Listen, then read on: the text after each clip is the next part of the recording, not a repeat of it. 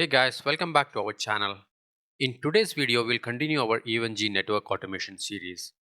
So just a quick recap, we successfully installed EVNG and created a network topology with few virtual devices in our previous video. So if you haven't watched that video, I will highly recommend to see those content before starting this one. So in today's video, we'll take it further by building a complete development environment inside EVNG. So the idea here is we will have a fully functional Ansible environment running inside EVNG, which can be used to automate Endure Lab later. So if you find this valuable, please like and subscribe. It helps more network engineers to discover this content. Alright, let's get started. So first of all, let's start our demo by connecting Eve host to VS Code editor, which is on my Windows laptop. So this is done with an extension pack called Remote SSH from Microsoft. It's available on Extension Marketplace. So we need to install them first. So I already have it installed here. So once that is done, you will notice a new shortcut on the left hand side called Remote Explorer. Go ahead and click on it and click on the new remote under the SSH/tunnel. So it will prompt to enter endpoint. So like SSH username @remote IP. So here we'll enter the EVNG host IP we have set up in our previous video, and it will ask where you want to save this configuration in your Windows machine. So once the node is configured, we can change the IP with some friendly name for your reference under the host. So now we have the remote node added, so you can connect them. Then you can choose the operating system of the remote host. In our case, it is going to be Linux. Then enter the password of that host. Usually it takes little time for first time connection since it downloads some patches onto the remote machines. So that's it. We are now into the remote host terminal.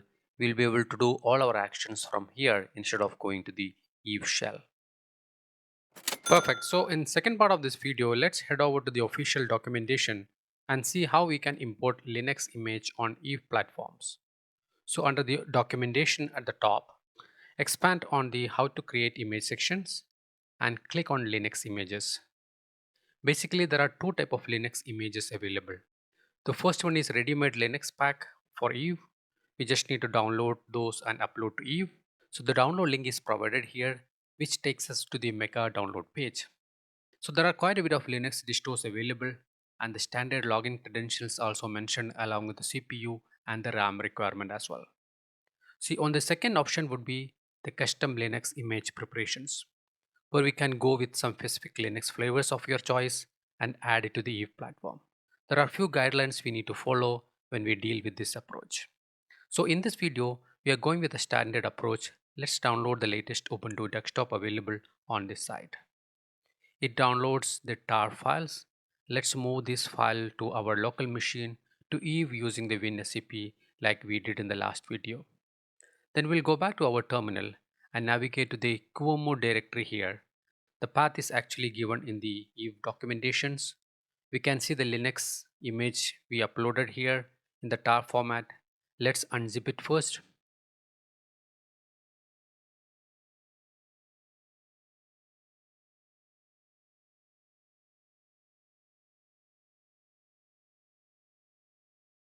Then we'll delete the old tar file. And let's run the fix permission command to give proper access to the image files.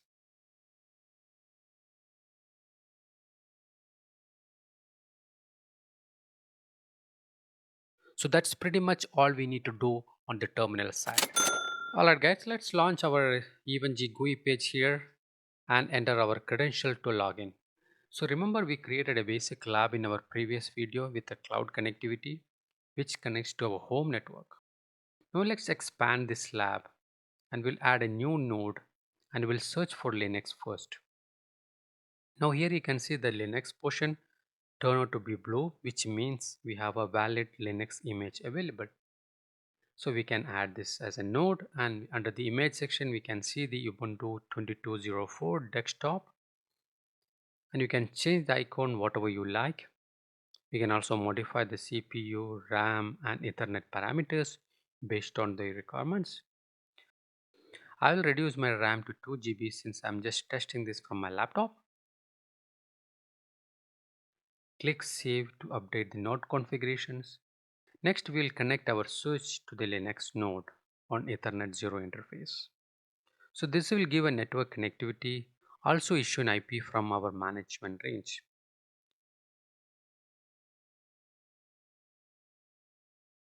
Let's also fire up our switch as well as the new Linux node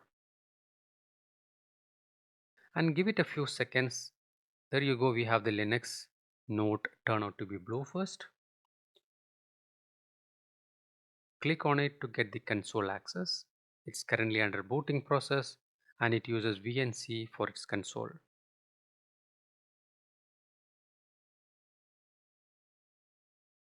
So once it booted up, it will prompt for the login. The default credential as username as user and password as test123 with a capital T.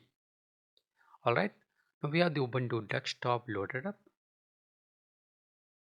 Let's open our terminal here and check the IP address we received from the DHCP. Perfect. So we have the IP from our management range. We can also ping our router IP successfully. Excellent. Now let's move on to the most interesting part of this video. So where we'll create a development environment for our automation use cases. So first let's update and upgrade all the Linux packages. So this will ensure we have the latest packages available. So next we'll install the Open SSH for the SSH service. While Ubuntu typically include SSH by default, I have encountered some issues during the testing. So I'm going to install an Open SSH service package here. Let's also enable and start the SSH service. Now we have completed the Ubuntu shell setup. Let's switch to the VS Code and configure this node there. So the idea here is to perform all the future tasks from VS Code rather than using a small Ubuntu terminal window. We'll add the new host to the VS Code using the same step as before. First, we'll configure the connection, basically adding the Ubuntu node with its username and establish a connections. So let's name it as evng-ubuntu-node and connect to it. So this setup took a little time for me, but let me know in the comments how it works for your environment. So there we go, we have successfully connected. From now on, we'll perform all the action from here. First, let's install the Python virtual environment package. You could also use Poetry or UE as an alternate.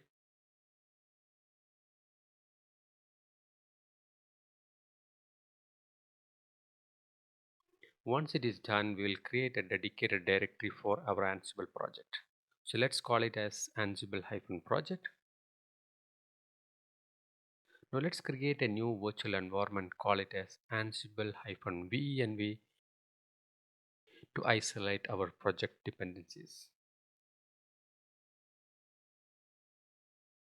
So with our environment created, let's activate it using the source command. You can see we are inside the Python virtual environment. Let's proceed to install the Ansible using pip. Since Ansible runs on Python, we can use pip to install directly. So installation typically takes few minutes to complete all the required dependencies. So finally, let's run the Ansible-version command to verify we have the latest version installed. Excellent. We have the Ansible core 2.17 successfully loaded on our EVNG Linux platform. Alright, the last thing, let's exit out from the virtual environment with the deactivate command.